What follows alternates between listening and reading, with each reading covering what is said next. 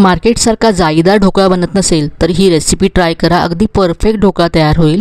तर 1 कप यासाठी बेसन घ्यायचं आहे, बेसन चाळून घ्यायचं आहे। यामध्ये 1 मोठा चमचा साखर घालायची आहे, अर्धा चमचा मीठ घातलं आहे। यानंतर यामध्ये लिंबूचं सत्व किंवा सायट्रिक ॲसिड इझिली मिळतं मार्केटमध्ये, हे अर्धा चमचा घालायचं आहे। चिमूटभर हळद घातले, आलं किसून घातलं आहे।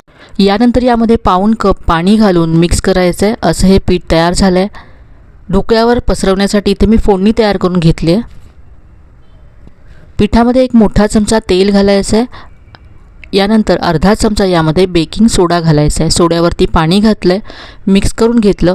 इथे मी इडलीच्या भांड्यामध्ये हा ढोकळा वाफवून घेणार आहे।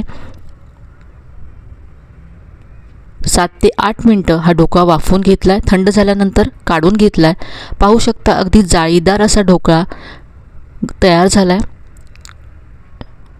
घरच्या घरी नेहमीच्या घरच्या साहित्यामध्ये अगदी हलका फुलका स्पॉन्जी असा ढोकळा तयार होतो।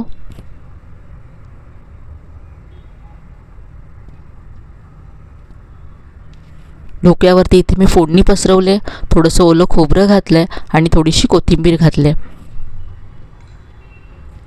तर अगदी सोपी अशी आणि परफेक्ट रेसिपी आहे, नक्की ट्राय करून पहा। आवडली असेल तर लाईक करा आणि जास्तीत जास्त शेअर करा।